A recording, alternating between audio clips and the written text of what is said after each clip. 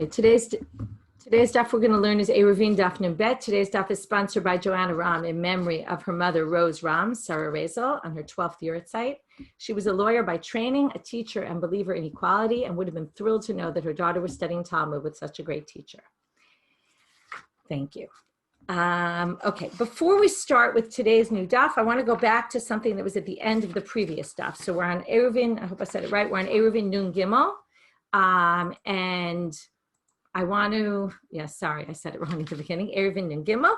I want to go back briefly to the last Mishnah that we ended with about the Mipnei HaTo'im.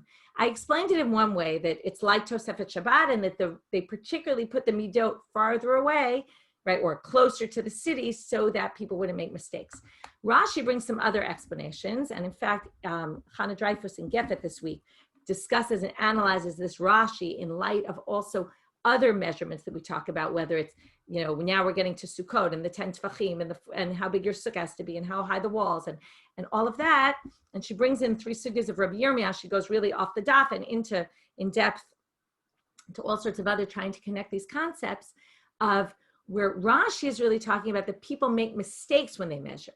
Okay, at least one of the interpretations is that there's mistakes made because in general, when people measure, there's going to be mistakes that happen. And that's a different approach to understanding the previous Mishnah, that it was actually mistakes. And she discusses the difference between the two Lashonot of Rashi there about, is it human error? Is it that, humans, when they do things, they're prone to error? And then she goes into the concept of that halacha is all done by, basically halacha is discussed and analyzed by humans, and is actually a nice lead-in to all the stories we're going to see in today's daf, that because it's humans that are number one teaching and learning and passing on the Torah, it's prone to mistakes. And I think that's a possible lead-in, the connection between that to the beginning of this parak, and you're going to see that today we're going to get totally off the topic, and we're going to have 2 full days of Agadata, basically, and very interesting stories, some of which you might be familiar with already.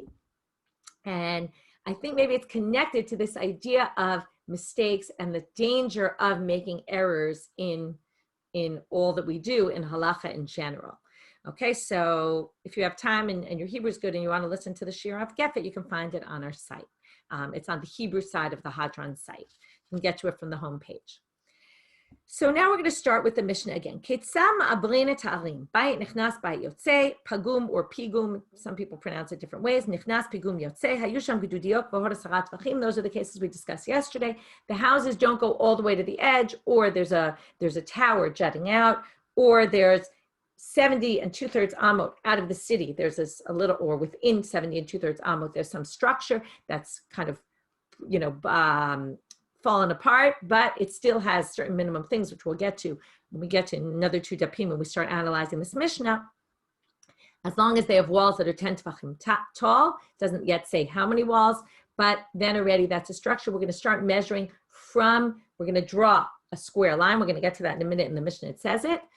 So I'll hold off for a minute. Ugsharim, bridges, unifashot, or structures that they would build. I'll show you in the picture right now.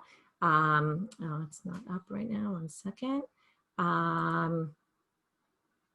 me close this for a minute. Okay, so there were structures that they would build on top of cemeteries. Okay, they would have a grave. I'll show you the picture right now. No, it's not showing me here. Okay, they would have a grave. Okay, here's the graveyard. Notice it's outside. It's kind of a little bit inside 70 2/3 amma and a little bit outside. So since there's one where here you just have tombstones, but there's one structure that has a house on top of it. We're on picture number 190 if you have the book. So this people would live in. So there it's already living space, and then you would basically take that living space and you would use that, that would be where you would draw your border. So all those things, so nifashot sheyesh behem beit dira, they have a place where people live.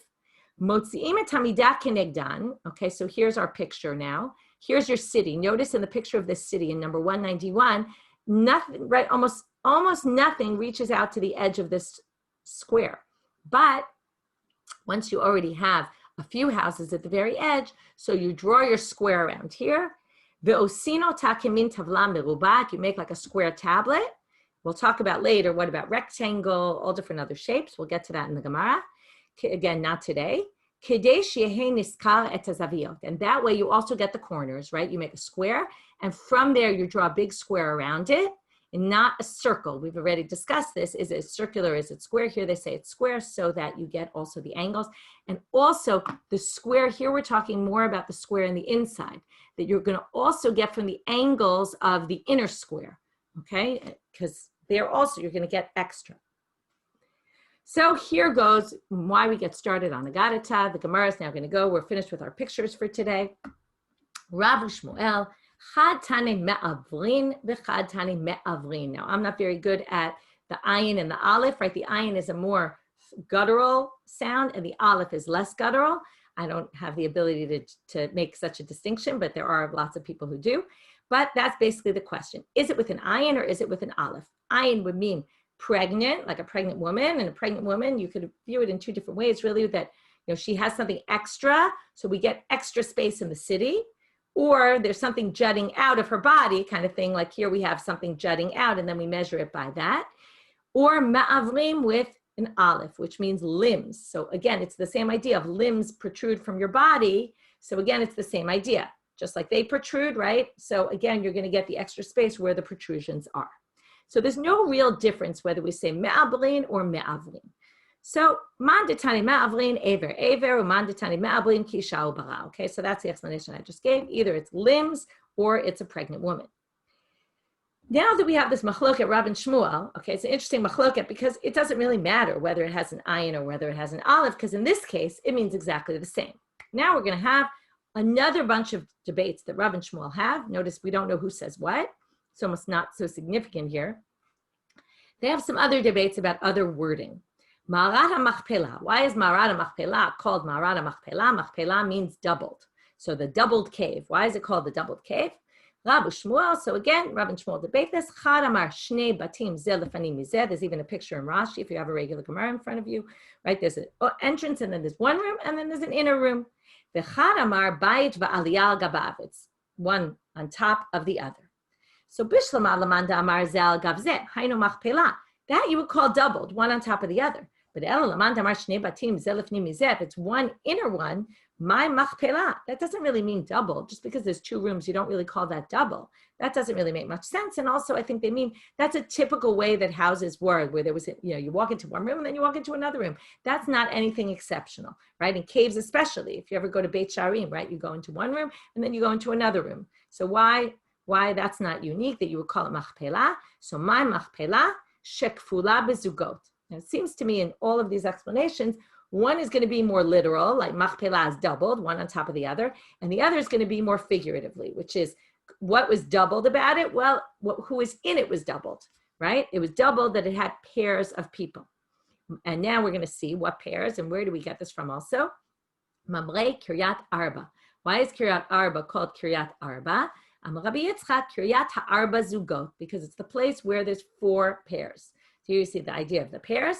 Adam v'Chava, Avraham v'Sarah, Yitzchak v'Rivka, Yaakov v'Leah. Those were the four pairs that were buried there. That's why it's called Kiryat Arba, and according to one of them, that's why it's called Ma'arat HaMachpelah. Next drasha. There's three now we're going to have, right? In addition to the Ma'avrin and Ma'avrim, we're going to now have three drashot, one on Ma'arat HaMachpelah, the next on Vayi bimei Amrafel. This is the introduction when we start with the war with the 5 kings against the 4 kings with Avraham.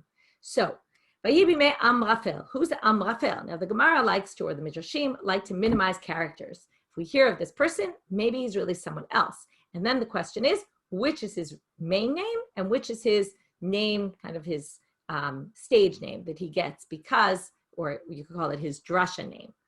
So Rav Shmuel, Chadamar Nimrod Shmo. Okay, they both agree it's Nimrod. The question is that Nimrod and Amrafel are the same person. The question is, what's his real name and what's his stage name? So Chadamar Nimrod Shmo. Real name is Nimrod. V'lama nikra Shmo Amrafel. She'amar v'hipil. Amar v'hipil, if you take that and you merge them together, you get the words Amrafel. But it's a little bit more to that. He said, and then he did it. What did he do? He threw Avraham Avinu b'toch kivshana esh. He put Avram in the fiery furnace. That's why he was called Amrafel. V'chad amar Amrafel Shmo. Really, his real name is Amrafel. Why was he called Nimrod? While he reigned as king, he got everybody to rebel against God. Okay, so again here, I think one is a little more literal, like he actually did a particular act that's measurable, tangible. He threw Abraham into the Kivshana Esh. The other is a little bit more out there. He caused people to rebel against God. Now, some people say, I saw a quote in the name of Rashi, although it's not Rashi here, that he was the king during the time of Migdal Bavel, when they did the Tower of Babel, and he caused everyone to rebel against God. And then you could say that he actually did something actual, tangible. Third drasha, okay, famous, right? After we have this king in Egypt and everything's good with him and Yosef, and all of a sudden there's a new king, and all of a sudden things get bad for the Jews. So, and it says it doesn't, right? There was a new king that didn't know Yosef. Remember, Yosef's already dead, and this king doesn't even remember Yosef anymore. So Rav Shmuel, Chad Amar Chadash Mamash, one said it was really a new king, literally. V'chad Amar Shenit Chadshuv Zeirotav. It's the same king, he just made a switch in policy. Manda Amar Chadash Mamash Dichtiv Chadash. So that one makes a lot of sense. It says there was a new king, makes sense, he would be a new king. Umanda Amar Shenit Chadshuv Zeirotav. What motivated that commentary? Because it really sounds like there was a new king. So midilokti vayamat vayimloch. Generally, when a king dies, it says he died, and then it says a new one came in his place, because it doesn't say that. Therefore, we are assuming it's the same king, he just switched his policies. Ulamand amar nitchadshuv zerotav haktiva shelo yadat Yosef. But wait, it says there was a new king that didn't know Yosef. Well, the old king knew Yosef. So Maya shelo yadat Yosef. How do you explain that according to this reading? He made it as if he didn't know Yosef. He somehow forgot him. Okay, he didn't really forget him, but he made himself forget him.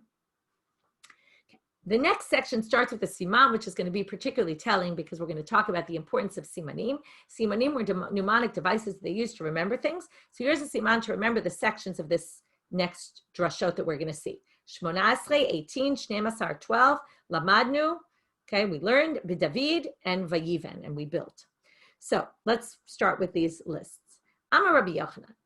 18 yamim gidalti etzel Rabbi Yoshaya beRebbi. There were 18 days where I stayed and learned etzel Rabbi Yoshaya beRebbi. Berebbi is a way of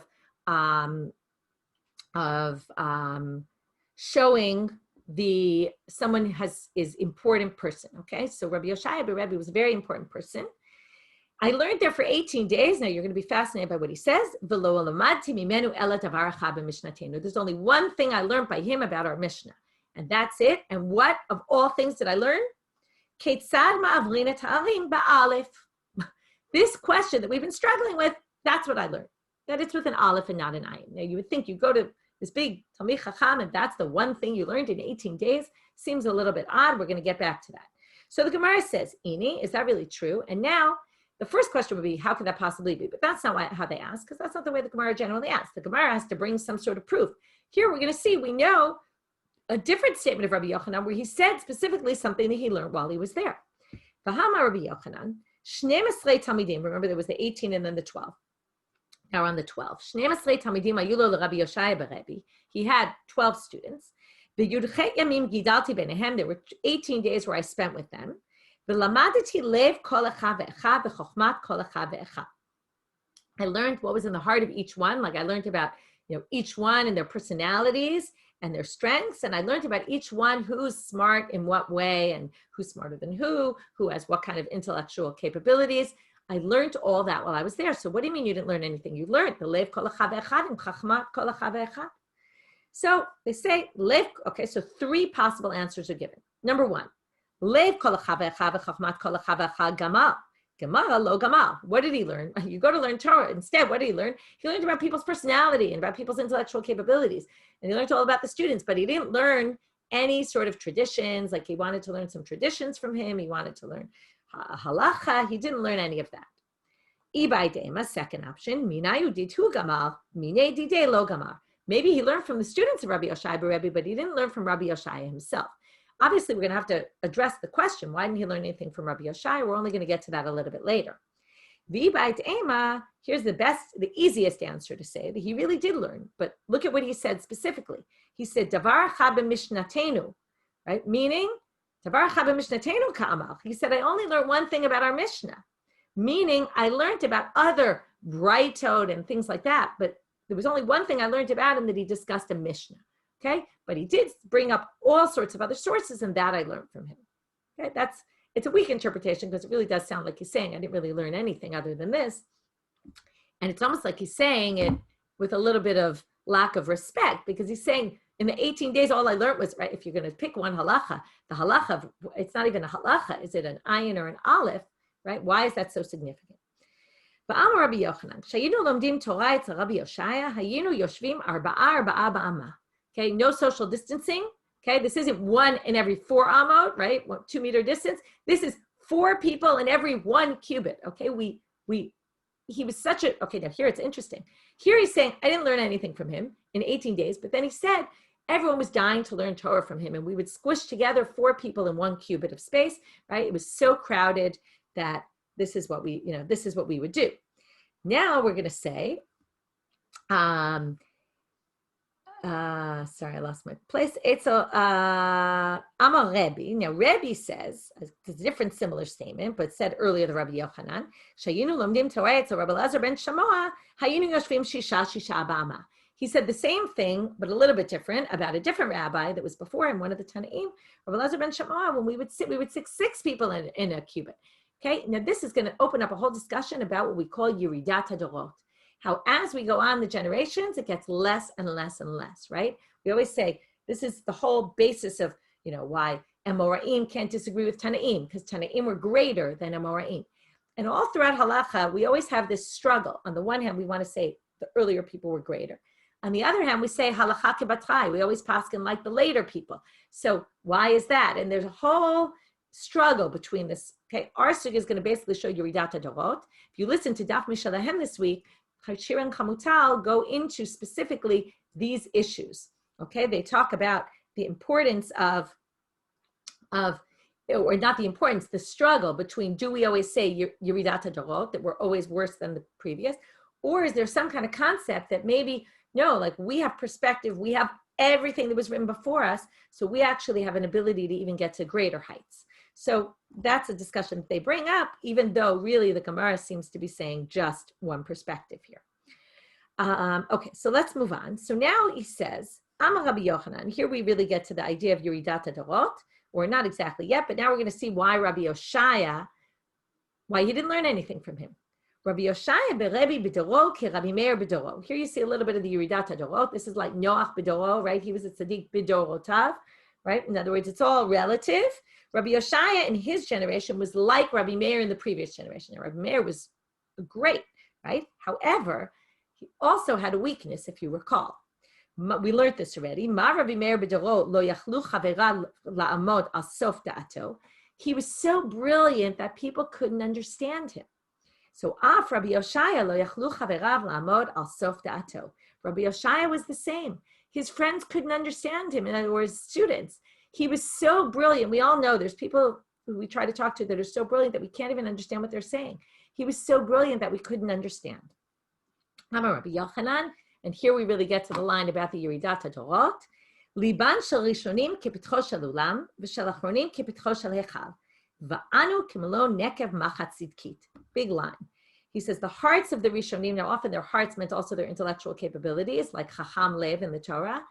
The hearts of the earlier generations are like the entrances to the ulam. If you remember, we had all those measurements a while back, 20 by 40 cubits. The achronim, the people after them, were like the petach of the hechal, which was 10 by 20. And anu, we are like himalo nekev machat tzidki. We're like the eye of the needle, teeny, right? We're nothing compared to them. This is Rabbi Yochanan. So who are the rishonim? Rishonim, Rabbi Akiva. Achronim, Rabbi Elazar ben Shamoa. So we're talking about all in the generation of the Tanaim. Already in the generations of the Tanaim, there was Yeridat HaDorot, okay, where things started getting worse. Ika de'amrei, some people say no, Rishonim is Rabbi Elazar ben Shamoa, the later Tanaim. In other words, they're still great. Achronim is Rabbi Yoshaya beRebbi. Then we're already back down to the Amoraim, because Rabbi Yoshaya was an Amorah in Eretz Yisrael. And then Rabbi Yochanan saying about himself, I'm even lower. So now we see that he wasn't actually being mizalzel. He wasn't downplaying Rabbi Yoshaya beRebbi. He was just saying, I was there and I didn't learn because I couldn't understand what he was saying. Maybe that's why you only spent 18 days there, right? And decided to learn some other way. Amar Abai. Here we're going to have other statements of rabbis that say the same kind of thing. Now, we're talking about Abaye and Rava, okay? Of the greatest Amoraim there were, Ana ki sichta beguda legamara. When it comes to Gemara and learning halacha and traditions, I am like a peg in the wall, okay? It's very hard. A peg gets into the wall with difficulty. You have to pound it in, pound it in. That's my learning. It's very hard for me to learn, okay? So if anyone's struggling with learning Gemara, here's your encouragement. Even Abaye struggled with it. Amar Rava. Va'anan ki etzbe'ita bekira l'svara. When it comes to svara, logical reasoning, I am like putting a finger into wax, right? What happens when wax dries? You try to put your finger in, very hard to get your finger anywhere. And even if you do, it doesn't really do anything. So it's kind of useless, my svara, okay? This is Rava. Rav Ashi anan ki etzbe'ita bebira l'shichacha. I'm like putting a finger in a pit. Now, it's very easy to put a finger in a pit. A pit is very wide. When it comes to shichacha, when it comes to forgetting, very easy for me to forget, okay? Those learning Daf Yomi, I think, can relate to this, right? I'm already into tomorrow's stuff. I can't even remember today's stuff, right? So very easy to forget. Amar Rav Yehuda, this is, by the way, part of this might be a little bit true, but it also is humility, right? They're basically saying, right, it's exactly, I see Ruth is writing me the idea, right? They're basically saying, we're nobodies, okay? Even though really they obviously were, and it obviously isn't the way they're describing it, but they're trying to say to be humble and, they didn't think of themselves as amazing. Amar Rav Yehuda Amarav, B'nai Yehuda. Now we're going to start a whole thing about being careful about how you speak. Now this goes again to the ma'avrin and me'abrin and almost like, what does it matter? Okay? So now we're going to say the B'nai Yehuda, Didai Kelishne, today is all going to be about the B'nai Yehuda rather than the B'nai Galil. The B'nai Yehuda were considered better than the B'nai Galil, okay, the Galileans. So the ones who lived in Judea were better than the Galileans. Why? Because they were careful about their wording. Okay, sorry, I think I skipped on. Amar Rav Yehuda Amarav, B'nai Yehuda shekpidu al lishonam, because they were careful about the way they spoke, they measured their words, nitkayma toratam biyadam, their Torah thrived. B'nai Galil shelo ikpidu al lishonam, lo nitkayma toratam biyadam, they forgot all their Torah. So now we're going to learn about all different ways what causes Torah to be forgotten or not. So one is if you speak properly. So the Gemara questions, whether you're careful about your words or not, that should affect whether you remember your Torah or not. Ella, so they say, well, it really means like this. B'nai Yehuda didai kelishana. They're careful about their words. They're very careful to say the words very clearly and very exacting. Umitnacheluhu simana. And they make themselves simanim. This is why I say it's interesting that the Sugya starts off with simanim. They made all sorts of mnemonic devices to remember. Nitkaima toratam biyadam. So their Torah remained with them. But B'nai Galil, delodai kelishana, v'lo minacheles simana.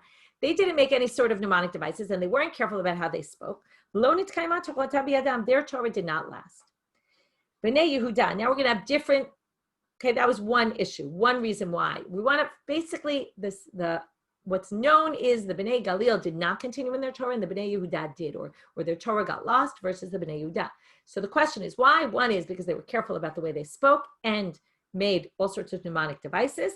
The second is B'nai Yehuda gamru mechad rabba. They all learned from one rabbi. They didn't hop around from rabbi to rabbi, which just confuses you. Therefore, nitkayma toratam biyadam. B'nai Galil, lo gamre michad rabba, lo nitkayma toratam biyadam. I was thinking it's like Daf Yomi, right? Some people like to shop around and every day listen to somebody else. Other people like to pick one person and say, I'm going to listen to this person all the time because it creates a sort of flow and continuity. I'm not saying you shouldn't listen to other people. It's always good to listen because you'll hear other things. But right here, they're saying if you start learning from different people, it's going to get very confusing. Daf Yomi is actually a great example because in every line or almost every line, there's different ways of explaining things. And if you learn with one teacher and then you start learning with another teacher, you're going to be confused because they're going maybe with one approach and they're going with a different approach and it becomes a little bit confusing. Ravina Amar Ben Amar, a third answer. B'nai Yehuda digalu mesechta nitkayma toratam biyadam. Okay, this literally means revealed their mesechet, their tractate. Okay, we're going to have to explain three different interpretations what this means. I'll get to it in a minute. And B'nai Galil delo galu mesechta lo nitkayma toratam biyadam. And this is very interesting, and these answers are all interesting answers in terms of how do you manage to remember, sustain information. Okay, so Rashi explains.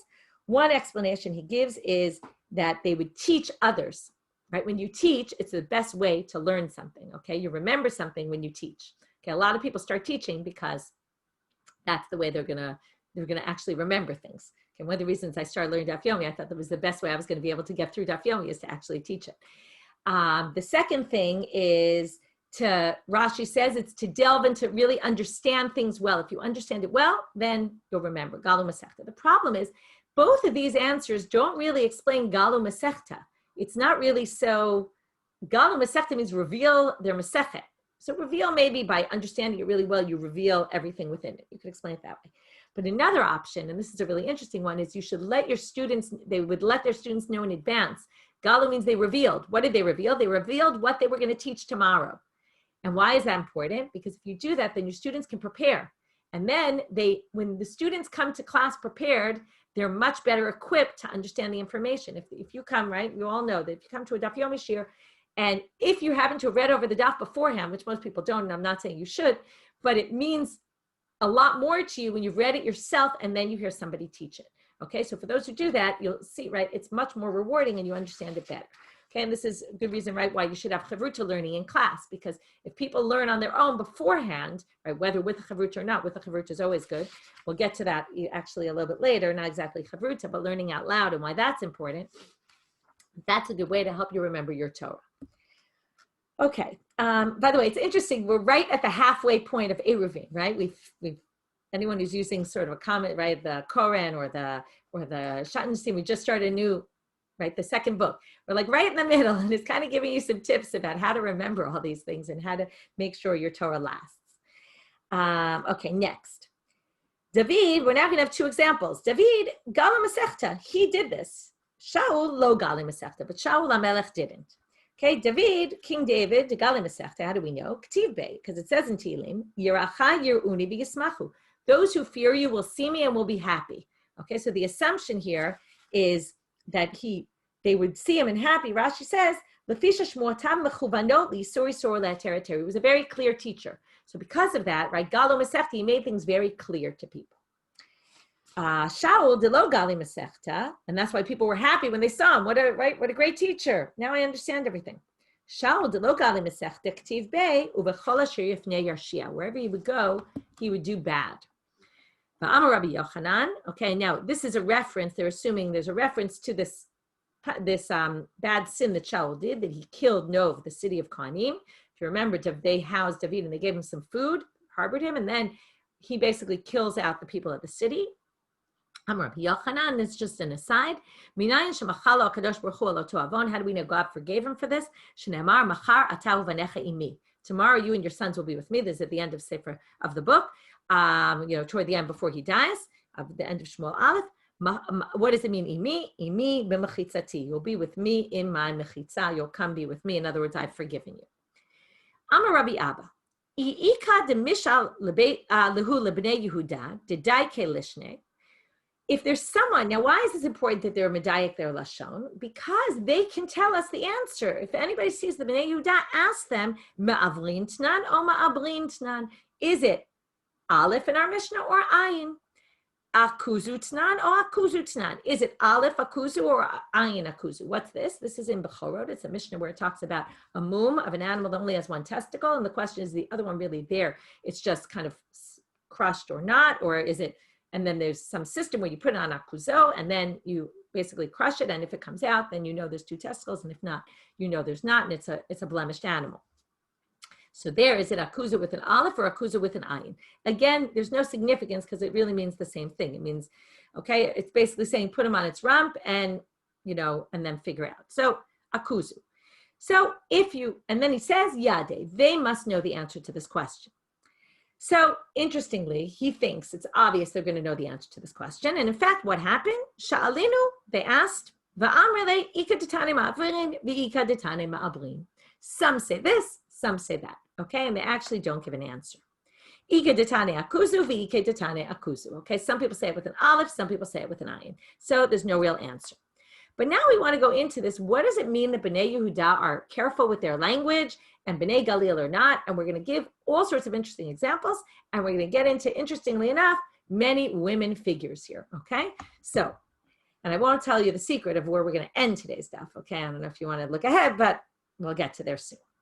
B'nai Yehuda dedai kelish namaihi. So what's a case where they're careful with their language? Dahu bar Yehuda, there was a person from Yehuda. Da amar lehu talit yesh li limkor. He said, I have a talit limkor. Amrule, my gavan talitcha. So they said, what color is your talit? Amar lehu kitradin ale adama. So what is this? He says it's like the color of the beets, right? The leaves of the beets, the Swiss chard, that's just starting to sprout. Now notice, he's very, right? This is, if you say, you could say color, you could say it's green, okay? But we all know that green, especially now with computers, there could be thousands of different shades of green. So what shade of green did you mean? He was very careful to say exactly what shade of green it was. B'nai Galil lo dai kelish namaihi. So give me an example, the Galileans that don't. Dahu bar Galila, there was someone from the Galil, to have a ka'azav amar lehu. Amar leman, he was going around and he said, who has amal? Now, what is amar? Amar means to say. What is amal? Amar leman. So amrule, they said to him, Galilei shoteh, you silly idiotic Galilean. Would you mean chamar lemerkav? Do you mean a donkey? Because amar sounds a little like chamal, right? Maybe you mean a donkey. Chamor is a donkey, but also you have chamar lemishte. You have wine to drink, right? Chamra is also wine. So do you mean wine? Do you mean a donkey? Do you want a donkey for riding? Do you want wine for drinking? Amar lemilbash, amar with an ayin. Do you mean wool for wearing? Or imar, which is imar is a lamb, or do you want a lamb le'it basa, to slaughter? In other words, what on earth are you talking about? You're speaking so unclear. I don't know what you mean. Hayi itita. Now we start with the women. There was a woman. She wanted to say to her friend, Tai de uchlach chalva. Come to me and I'll feed you milk. Amrale, but instead she said, Shaluchti, my neighbor, tuchlach lavi. Okay, instead of saying uchlach chalva, she said tuchlach lavi. Now here I think the chaf and the chet, the chaf ended one word and the chet started the next word, and they kind of ended up into all merging into the first word. She wasn't very clear about how she spoke, and it came out as lavi was the last word. Lavi is a female, it's a lioness. So she said to her, my neighbor, you'll be eaten by a lion. Okay, instead of saying I'll feed you, it said you'll be fed to the lions, to the lioness. There was another woman. She went in front of the judges. Amrele. Now she wanted to say, here they don't say what she wanted to say. Rashi explains what she wanted to say was my master. Okay, master is kiri with a kuf. She said kiri with a kaf, which means my servant. Okay, so Mari kiri, it should have been my adon, and instead she said my servant, which should be calling them servants. Tafla havyali uganvuch min. Okay, now what she meant to say was tavla, not tafla. Okay, tavla with a tet. I had a board, okay, which was stolen from me, but instead she said, I had a beam, and ganvuch min, you stole it, or something like that. Vikadu hava dekad shadrulich ilave lomate kara arach ara. Okay, and then it's going to come that we're going to hang you on it, and you're going to end up, your feet are going to be dangling. They won't even reach the floor. Okay, she basically says, right, there's a beam that you stole, and then we're going to basically use it to hang you on it. Okay, that's what she said when she meant to say, they stole this from me. Okay, and when we put you, right, she meant to say, one second, she meant to say that, and then, right, what she was saying is, I'm going to hang myself on your judgment. But instead, she said, I'm going to hang you on the beam. Okay, so the hang word got used in a different meaning. And, right, then, and your legs will be dangling onto the floor. I guess she meant, I'll be hanging on you, like my legs will be dangling on the floor. But instead, she kind of said, we're going to use this beam to hang you on. Okay, so it came out all garbled, and she ended up saying something totally embarrassing. So far we see women who said things that make absolutely no sense. We also saw men who said things that make absolutely no sense. And we saw people who said things that, mean something. Now we're going to move into a third category.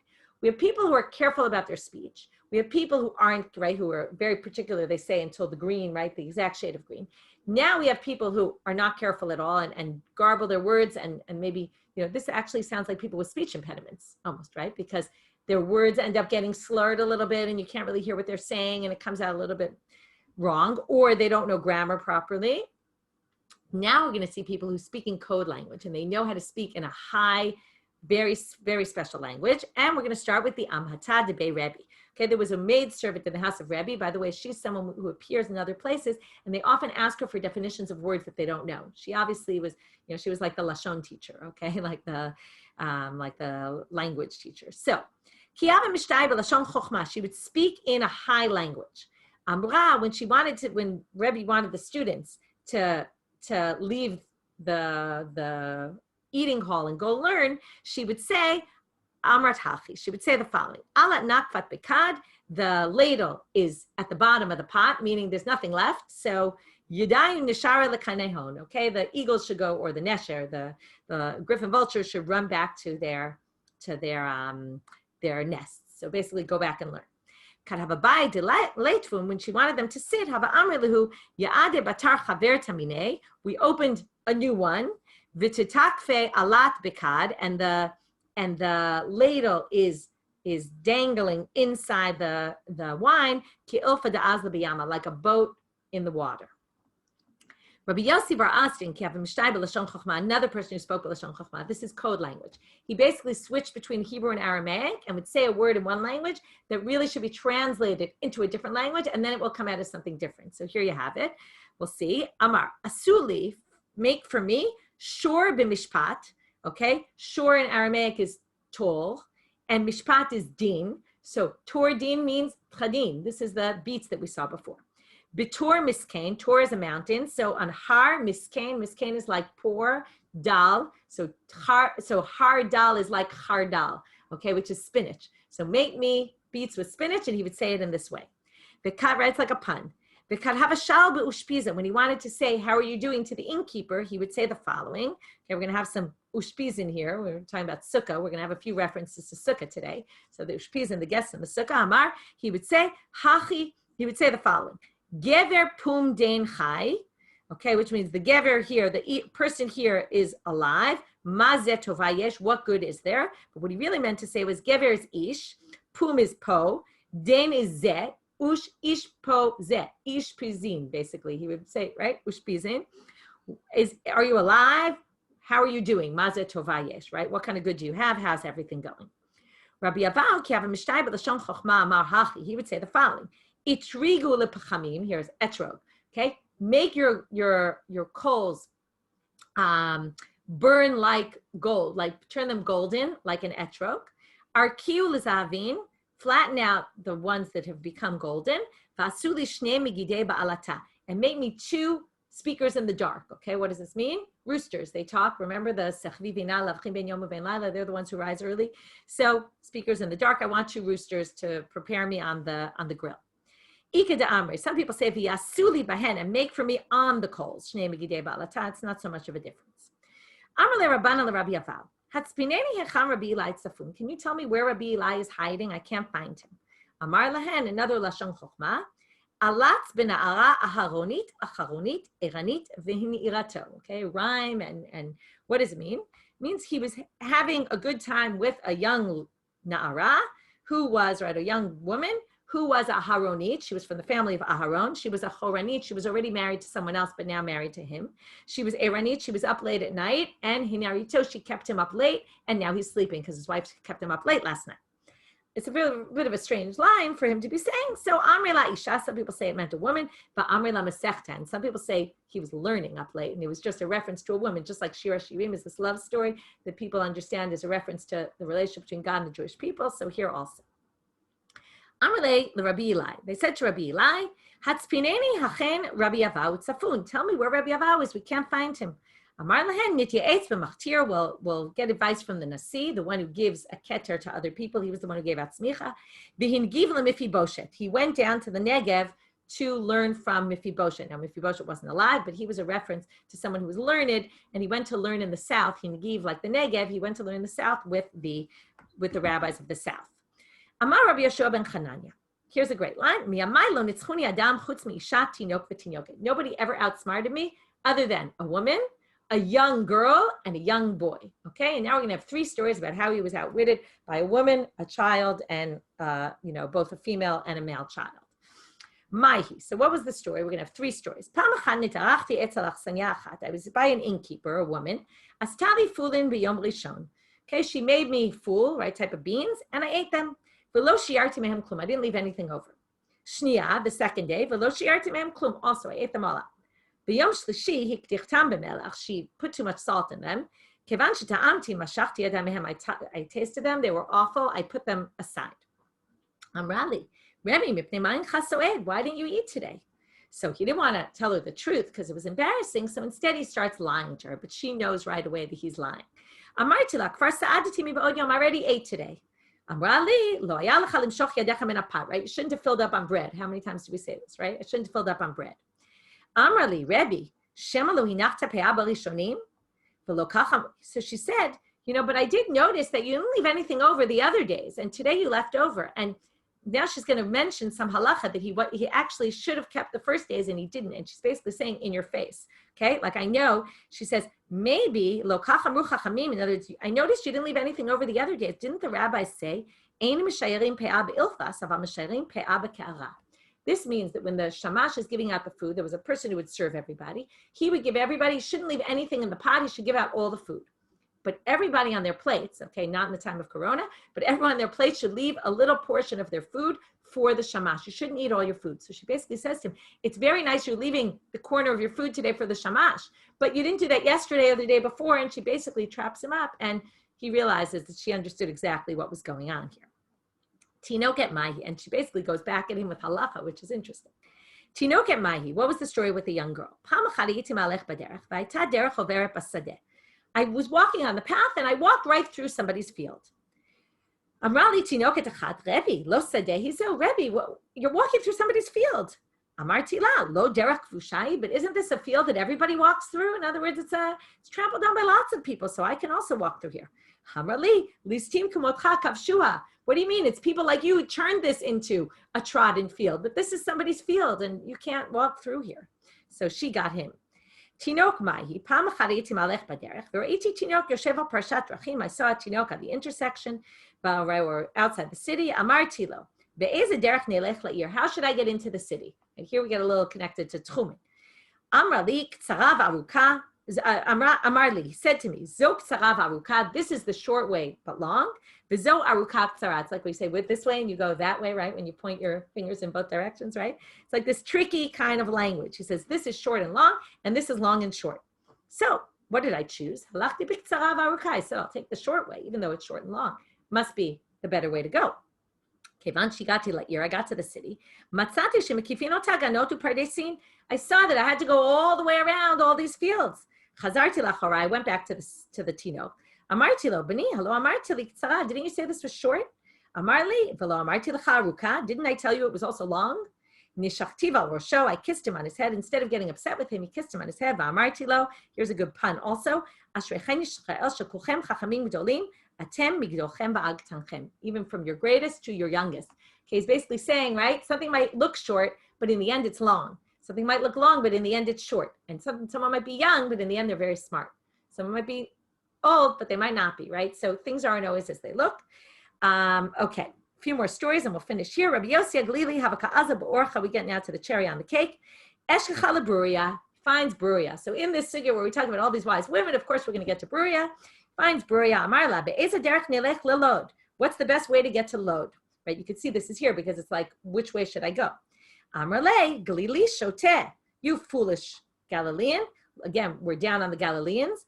Lo kachamru chachamim al teresi chayim ha'isha. Don't they say, don't carry on a big conversation with women? Hayal chalomar be'eze lelod. You should have just said it very short. Now, some people say it wasn't the short.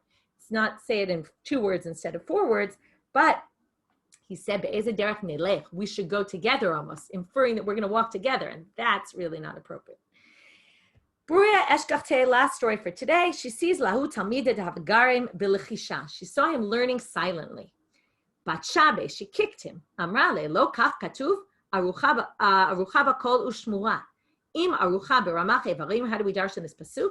If you set it up with your 248 Evarim Shalcha, Mishtameret. V'im Lav Ena Mishtameret. You have to learn with your whole body. It's a whole body experience. It's not like reading a book. You read a book, you miss a few lines, you pass over things. No, learning is out loud with your body, loud, right? This is like a Beit Midrash's bubbling with information, with people talking. And right, so I see someone is saying this, which I assume that this is also a source for shuckling, because you're moving all your limbs, all your body, right? You're supposed to be moving while you're doing it, even though the story really is talking about speaking out loud, and that you should learn out loud, and that that's the best way for the information to go through. And this connects back with lots of things. The Galilean, right? We have that story. Then we have, the wise woman, and giving them advice about how to learn so that your learning will remain with you. Okay, with that, lots of interesting stories and more tomorrow. Have a great day.